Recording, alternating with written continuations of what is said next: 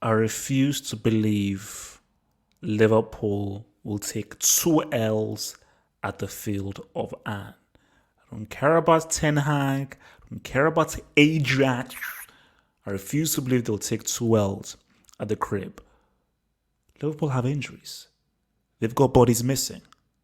Jurgen Klopp is fighting against broadcasters. But I believe the only way you can respond is on the pitch. Double H. Double H. Double H. Double H. Double H. Double H. So, this is a most likely Liverpool setup. This is a most likely Liverpool setup that I'm going to roll with, because let me just read you the names that Liverpool have missing. James Milner, hamstring, mid-December. Naby Keita, hamstring, a few days. Shaqiri, muscle injury, a few days. Joe Gomez, muscle injury, out for season. God damn. Thiago Alcantara, knee knocked a few weeks. Virgil van Dijk, knee injury, early May. Oxlade-Chamberlain, knee injury, mid-December. Trent Alexander-Arnold, muscle injury, few days. That's a list. That's a list. But this is what makes management so interesting. You've just got to deal with it. So, Anderson goal. Robertson, Fabinho, Wijnaldum, Henderson. Yeah. See, here's my thing here. What does Klopp do? This, for me, is the most informed and the best front three, and the front three that I want to see Liverpool utilize. Mane, Salah, Jota. Jota has been one of the signings of the season. He's been absolutely exceptional. He's been truly amazing. And especially with what unfortunately happened to Jimenez, Wolves are very much regretting selling this dude over. Jota has to play. And I get what Firmino does in this position, but I just think with a guy in red hot form like this, and with Liverpool wants, because what Liverpool want to do is take this W, clean, clear. Most like, I think if they win, they top. Yeah, I think if they win, they top the group. I believe. Keep it as is, all cool. Then you can now send in test tube babies for the final game against Michelin. You can send me. You can send Teletubbies in there.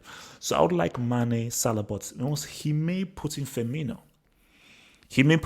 But I think if he puts in Firmino, is he gonna drop Jota, who scored in the last game?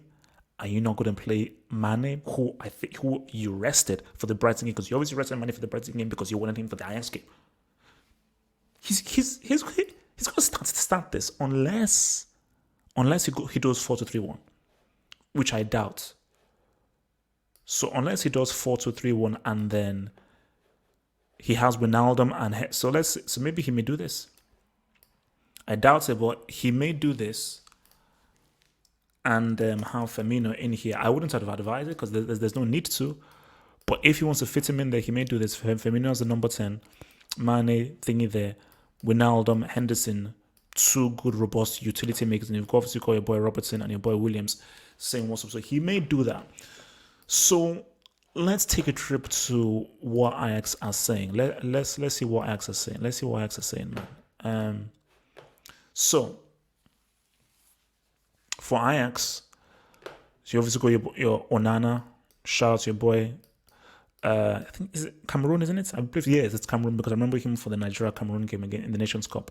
Mazrui, Shows, Blind, Telefico, Gravenberch, Klassen, Labia. So they have their three in there, and of course the very dangerous three. And I think this is where their cheddar will say what's up. So I think what Ajax are going to do, you know how Ten Hag plays. You know what it's about. Front foot, pass orientated, but very positive, always looking forward. And I think Ajax will say, well, look at what Atalanta did. If you play really positive, knowing these guys are missing other guys, let's go for it. But Ajax have got to be very careful because, especially for Tagliafico and Mazrui, they will have extremely important jobs in looking for their positioning if they're pressing high and when they're in ISO positions, because both of them will have to really be up against a Mane, a Salah, or a Jota. Either one of those guys will be played out wide, and Tagliafico and Mazraoui will really need to watch out for them. And for Blind and Schurz, again, they'll need to be wary of the positioning, specifically in the transition. And for Klaassen, Gravenberch, and Labid, I would like to see how well they do in that midfield area against that Liverpool midfield, because Liverpool have not been playing well. And I actually know that they've not been playing well. Like, these are two back-to-back games where Liverpool have looked pretty abject. So I actually know this is the game to seize the initiative and give themselves the best possible opportunity in that most likely winner-takes-all match against Atalanta, which will be a great game. That's a great way to end this group, is that Ajax-Atalanta game. But of course, see, this would make sense.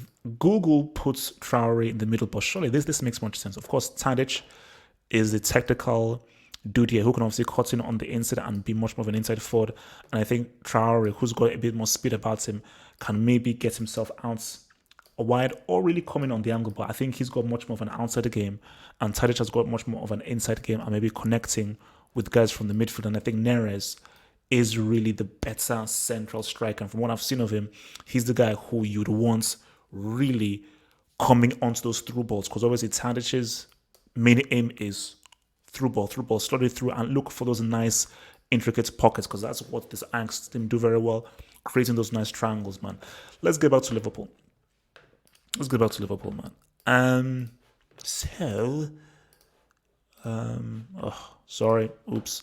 Yeah, this thing is so unwieldy, guys. I'm sorry. So let's just keep it real here. Jones is going to be played.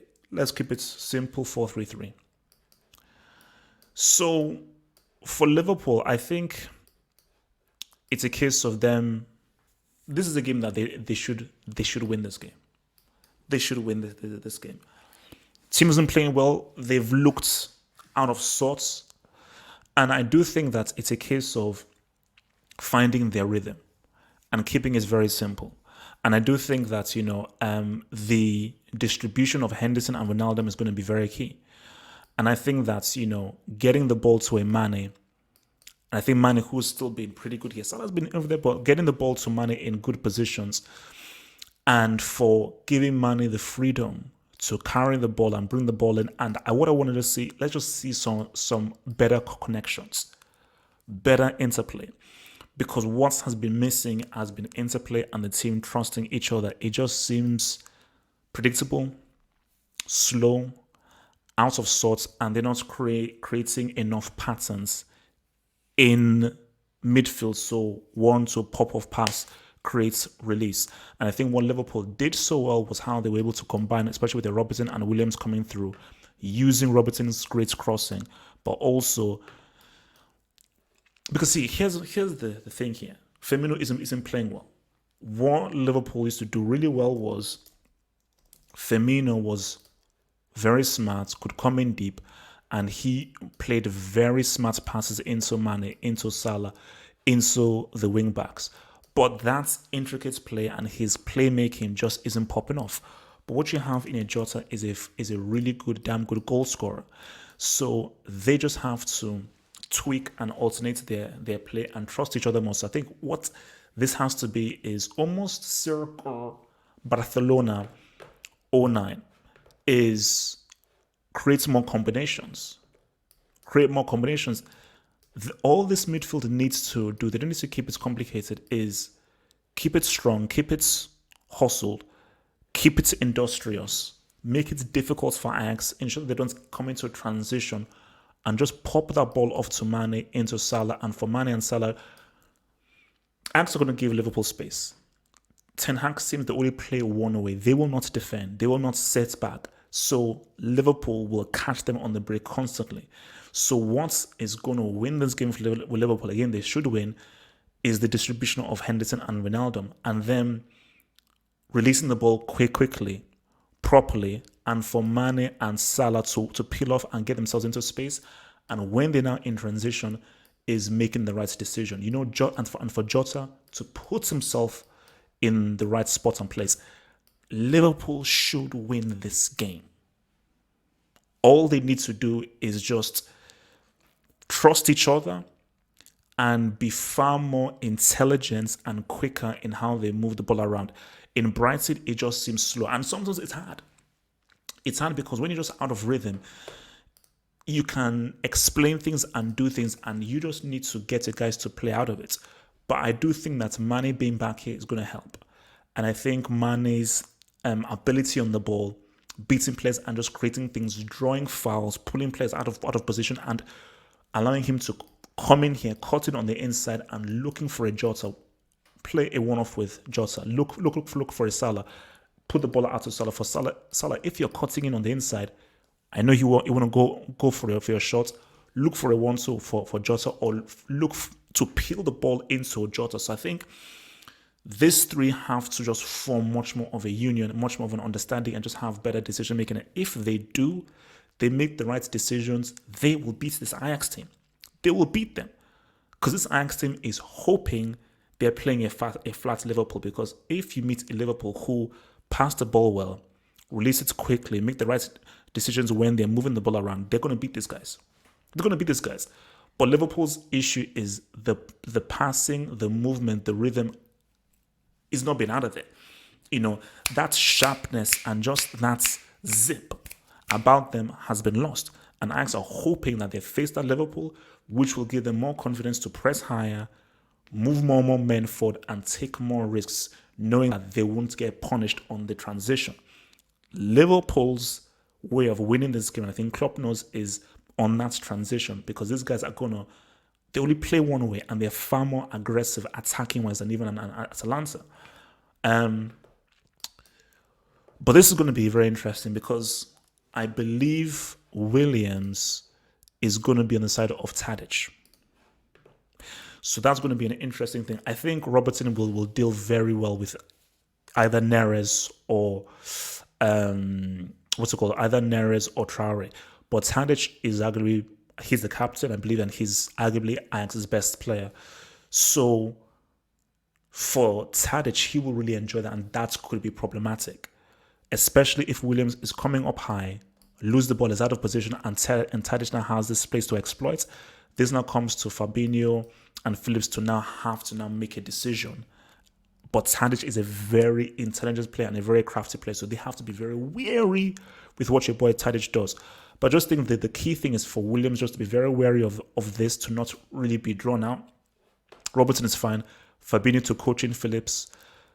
This midfield just to remain strong, keep themselves in the game, press high, make it difficult for Ajax in that main midfield. And for this three to work as a unit, to trust one another, to move the ball along one another, and to look for those 1-2s. Not to dwell too much on the ball, but be aware of what each other is doing and really try and create a rhythm and use each other to create those opportunities. But the opportunities are going to be there. The space is going to be there, but they just have to be there to exploit it. So if we're looking at the score here, man, I think Liverpool will respond. They'll respond. It's the L to Atalanta, the thing into Brighton. I think they'll respond, and I think Brighton, I can understand it. They're a much defensive team, low block, will not give them space. Liverpool will have a lot more space here because Ajax are coming to win this game, and they will be coming to really try to play for ball, which will benefit Liverpool. So I'm looking at a 3-1. I'm looking at a 3-1 here. Yeah, I think a nice, good old, healthy 3-1 for Liverpool. I think they'll get G's. They'll get back into their rhythm. They'll get back in their groove, and I think that they'll say what's up for a 3-1 victory in this game. So, guys, remember, you can follow your boy on Twitter, right there, or Facebook, but on Twitter, I'm active at HalfHopeHot. Follow me on Twitter. Remember to head to the website halfhopefootballhot.com for all those daily beautiful updates, and to contact me via email on the website. Like the vid, subscribe. I'll be on Twitch watching the games live, and I'll see you guys straight after the game on YouTube for the live post-match analysis as soon as the match finishes. Peace out. Stay true. 1. Become a Football Hot member and gain access to cool emojis on the live streams, and get access to new YouTube content by clicking the join button here. And to view that new content crack, head over to the YouTube channel homepage and click on the community tab over here.